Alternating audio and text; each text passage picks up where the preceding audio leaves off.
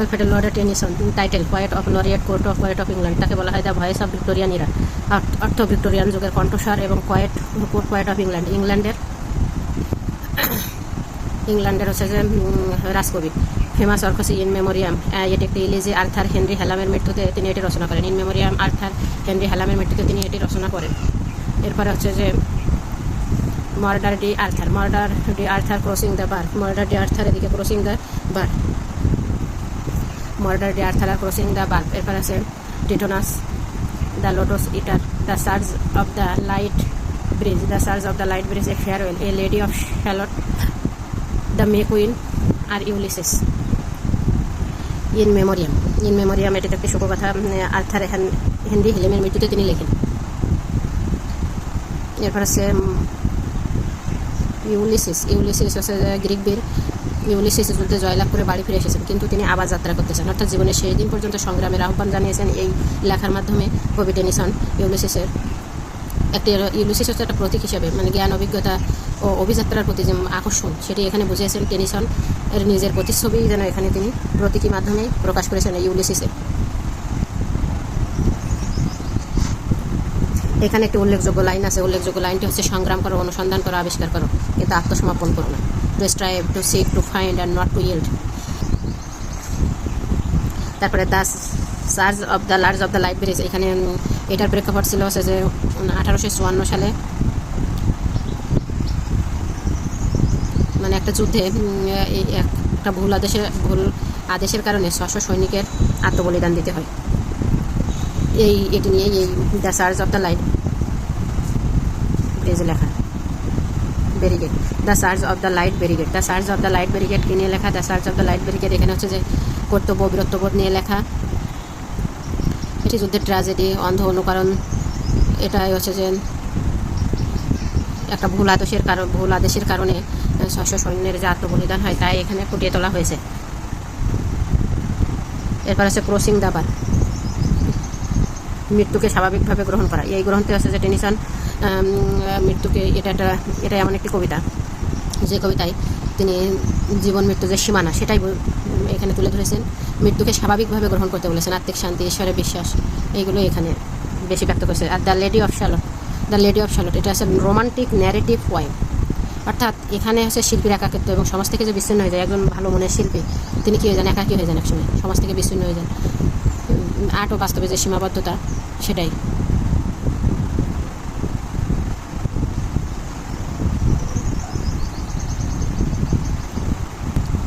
এবার আছে টিটোনাসে হচ্ছে যে দেবতাদের কাছে অমরত্ব চেয়েছিল, কিন্তু যৌবন চায়নি, ফলে সে বার্ধক্যে চিরজীবী হয়ে পড়ে। তখন আর মানে টিটোনাস কি চেয়েছিল? দেবতাদের কাছে অমরত্ব চেয়েছিল, কিন্তু অমরত্ব চাইলে ও যৌবন চায়নি, তাই বার্ধক্যে সে চিরজীবী হয়ে পড়ে। মানে টেনিসন এখানে দেখাতে চান মৃত্যুই জীবনের পরিপূর্ণতা। দ্য লোটস ইটার হচ্ছে যে প্রেক্ষাপট হচ্ছে গ্রিক পুরাণের একদল নাবিক লোটাস ফলকে সব দায়িত্ব বলে অলস হয়ে পড়ে। মানে এখানে কবির বিষয়বস্তুটা হচ্ছে বিশ্রাম বনাম কর্তব্য, জীবন থেকে পালিয়ে যাওয়ার মানসিকতা, অলসতা ও দুনিয়া বিরাগ।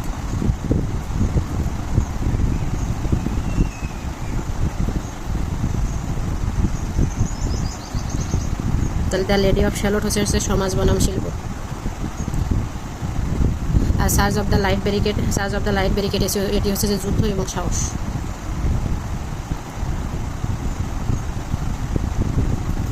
আলফ্রেড টেনিসনের এই লেখাগুলো মনে রাখার কৌশল, এটা হচ্ছে যে টেনিসনের পয়েম পদ্মখাকর লেডি নামে পরিচিত ইনোনির মেমোরি ফিরিয়ে আনতে টিটোনাস তাকে ইংলিশ আইডল নামে খ্যাত ইউলিসিসের কাছে নিয়ে গেল। পরে ইউলিসিস তাকে আর্থার এর হলে লক করে রাখেন। টেনিসনের পয়েমগুলো মনে রাখার হচ্ছে যে টেকনিক হচ্ছে পদ্মখাকর লেডি মানে যে লেডি অফ শ্যালট, এক হচ্ছে পদ্মখাকর লেডি মানে লেডি অফ শ্যালট নামে পরিচিত ইনোনি একটি কবিতা, আর মেমোরিয়াম ফিরে আনতে টিটোনাস নামে একটি কবিতা আছে। তারপর হচ্ছে তাকে ইংলিশ আইডল নামে খ্যাত ইউলিসিস কবিতা, আর ইংলিশ আইডল নামে একটা কবিতা আছে, এর কাছে নিয়ে গেল। পরে ইউলিসিস তাকে আর্থার ডি হিলার নামে একটি কবিতা আছে, এরপরে আর্থারের হলে লক করে রাখেন। মর্টি ডি আর্থার নামে লেখেন একটি প্রোস স্যার থমাস ম্যালোরি, মানে এই যে আর্থার নামে একটি লিখেছেন আছে টেনিসন এবং মর্টি ডি আর্থার নামে লিখেছেন। ক্রস হচ্ছে স্যার থমাস মেলোরি। আর লক্সেলে হল এই যে হলে লক করে রাখেন, লক্সেলে হল। এখানে একটি বিখ্যাত টেনিসন নয়। ইউলিসিস হচ্ছে একটি পয়েম, এটা তো গেল। তাহলে ইউলিসিস, তারপরে queen, the May queen, lady shallot, farewell, বিদায়, এখানে বাদ গেছে ফেয়ারওয়েল, তারপরে লোটাস সিটার তো হবে এগুলো। তারপরে ইউলিসিস নামে একটি উপন্যাস লিখেছেন জেমস জয়েস। এই ইউলিসিস কবিতা হচ্ছে যে টেনিসনের, আর উপন্যাস হলে জেমস জয়েসের। কবিতা ইউলিসিস, কবিতা হচ্ছে যে টেনিসনের, আর ইউলিসিস কবিতা হচ্ছে যে জেমস জয়েসের। Quotation from Alfred Tennyson. A lie that is half truth is the darkest of all lies. A lie that is half truth is the darkest of all lie. Knowledge comes but wisdom linger. A lie that is half truth is the darkest of the all lies. অর্থাৎ একটি অর্ধসত্য মিথ্যা হলো সবচেয়ে অন্ধকার এবং বিপজ্জনক মিথ্যা। যেটি অর্ধসত্য মিথ্যা হচ্ছে যে সবচেয়ে অন্ধকার এবং বিপজ্জনক মিথ্যা। Knowledge comes but wisdom lingers. জ্ঞান আসে কিন্তু প্রজ্ঞা দীর্ঘস্থায়ী হয়। জ্ঞান আসে কিন্তু প্রজ্ঞা দীর্ঘস্থায়ী হয়। তাহলে টেনিসনের ইন মেমোরিয়াম একটি ইলিজি আর্থার হেনরি হেলামের মৃত্যুতে তিনি এটি রচনা করেন। আর্থার হেনরি হেলামের মৃত্যুতে তিনি কি রচনা করেন? আর্থার হেনরি হেলামের মৃত্যুতে তিনি রচনা করেন এই যে ইন মেমোরিয়াম। তারপর মর্টি ডি আর্থার, অর্থাৎ কিং আর্থারের, মর্টি ডি আর্থার হচ্ছে কিং আর্থারের কাহিনী অবলম্বনে। মর্টি ডি আর্থার হচ্ছে যে কিং আর্থারের কাহিনী অবলম্বনে। মর্টি ডি আর্থার হচ্ছে কিং মর্টি ডি আর্থার। এটি কবিতা, এটি হচ্ছে কিং আর্থারের কাহিনী অবলম্বনে লেখা কবিতা। কিন্তু গদ্য লিখেছেন হচ্ছে স্যার থমাস মেলোরি। এই মর্টি ডি আর্থার নামে যে গদ্য সেটি লিখেছেন হচ্ছে যে স্যার থমাস মেলোরি। কিন্তু মর্টি ডি আর্থার এটি কবিতা লিখেছেন টেনিসন। এখানে হচ্ছে যে মেন ছিল কিং আর্থারের কাহিনী অবলম্বনে। Crossing the bar, crossing the bar হচ্ছে যে মৃত্যুর সাথে সাথে আত্মসমর্পণের যে প্রতীক, সেটাই হচ্ছে ক্রসিং দ্য বার। মৃত্যুর সাথে সাথে কে আত্মসমর্পণের প্রতীক হচ্ছে ক্রসিং দ্য বার। এরপর আছে টিটোনাস। টিটোনাস হচ্ছে অমরত্বের বোঝা নিয়ে লেখা একটি ট্র্যাজেডিক কবিতা। অমরত্ব চেয়েছিল কিন্তু যৌবন চায়নি, সেজন্য বৃদ্ধ বয়সে এসে আর মৃত্যু না হয় তিনি পরে আর কি যে যন্ত্রণা ভোগ করেন, সেটাই অমরত্বের বোঝা নিয়ে লেখা ট্র্যাজেডিক কবিতা। The lotus eater. The lotus eater হচ্ছে অলসতাকে উপজীব্য করে একটি গ্রিক কাহিনী। লোটাস ফলকে সব অলস হয়ে যায়। The search of the light bridge. The search of the light bridge হচ্ছে যে যুদ্ধের বীরত্ব ও tragedy. The search of the light bridge হচ্ছে যুদ্ধের বীরত্ব এবং tragedy. The search of the light barricade, barricade তো শুরু ব্রিজ হয়ে গেছে। The search of the light barricade, এটি হচ্ছে যে যুদ্ধের বীরত্ব ও ট্র্যাজেডি, যুদ্ধের বীরত্ব ও ট্র্যাজেডি নিয়ে লেখা। এ ফেয়ারওয়েল, এ ফেয়ারওয়েল হচ্ছে যে বিদায় নিয়ে লেখা। এরপরে the lady of Shalott, King আর্থারের যুগের রূপকথা। দ্য লেডি অফ শ্যালট হচ্ছে কিং আর্থারের যুগের যে রূপকথা, সেটাই পদ্মকে পুরাণী, এরকম একটা বিষয়। তারপরে দি মে কুইন, দ্য মে কুইন হচ্ছে রানীকে নিয়ে লেখা। এরপর হচ্ছে যে ইউলিসিস, ইউলিসিস হচ্ছে গ্রিক বীর।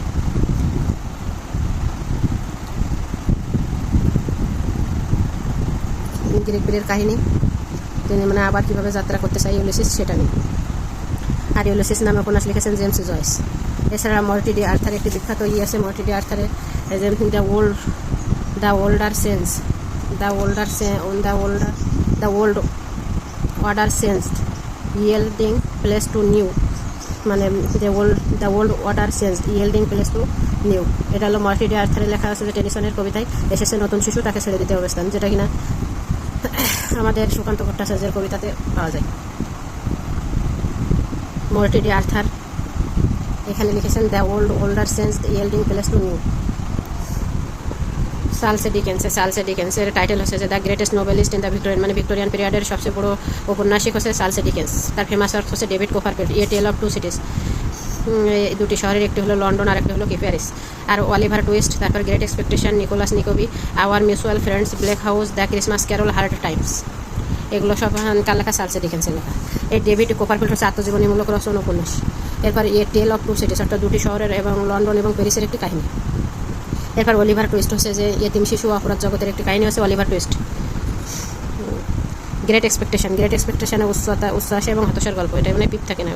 তারপর নিকোলাস নিকোবি হচ্ছে শিক্ষা ব্যবস্থার যে দুশ্চরিত্র তাই এখানে তুলে ধরা হয়। আওয়ার মিউচুয়াল ফ্রেন্ড সম্পদ এবং সমাজ নিয়ে এই উপন্যাসটি থাকে, সম্পদ এবং সম্পদ নিয়ে মেন থিম এই উপন্যাসের। ব্ল্যাক হাউস হচ্ছে আইনি জটিলতা ও সামাজিক যে সমালোচনা তাই এখানে করা হয়েছে। ক্রিসমাস ক্যারলে মানে ক্রুজ নামের একজন কৃপণ মানুষ কীভাবে ভালো হয়ে যায় পরবর্তীতে আত্মার মাধ্যমে। হার্ড টাইমস হচ্ছে যে কঠিন সময়, বিভিন্ন সময়ের কঠিন সময়ে কীভাবে পার করা যায় এটা নিয়ে এই উপন্যাসটি।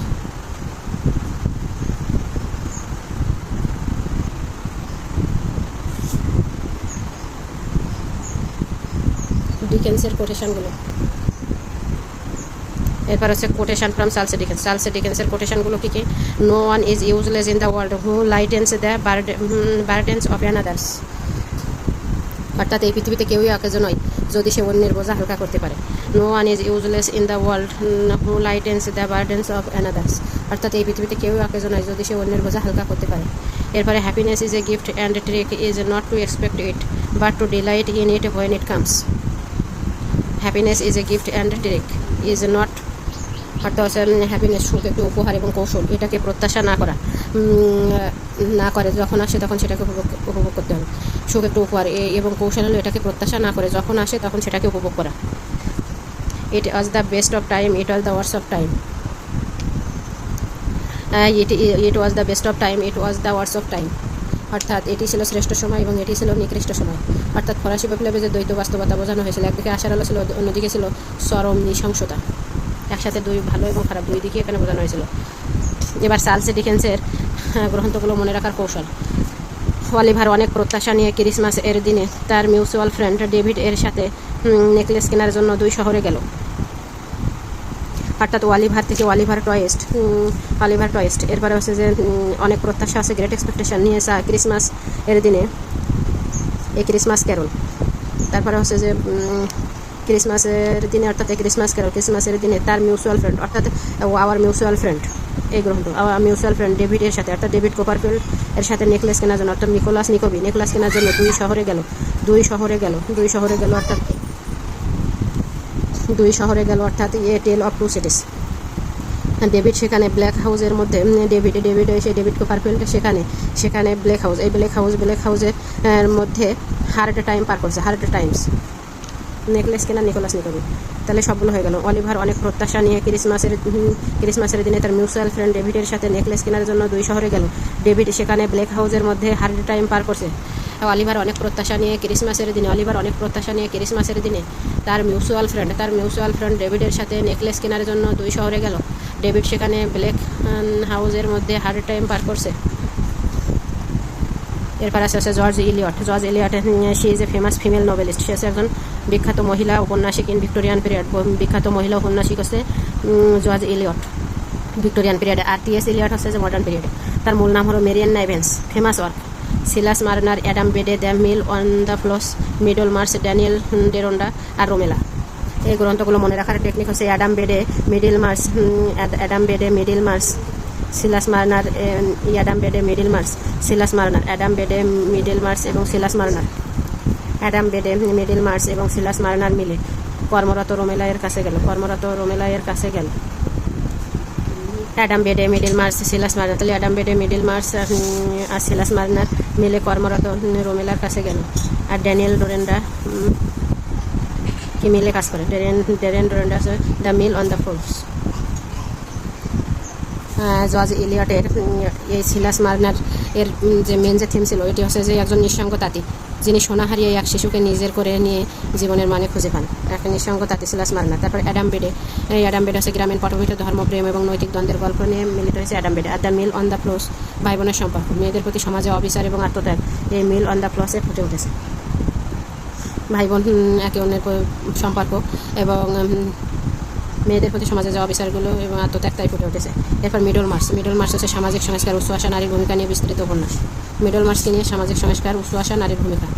এরপর ড্যানিয়েল ডেরোন্ডা হচ্ছে আত্মপরিচয়ের অনুসন্ধান এবং সামাজিক দায়বদ্ধতা হচ্ছে মূল বিষয়। রোমেলা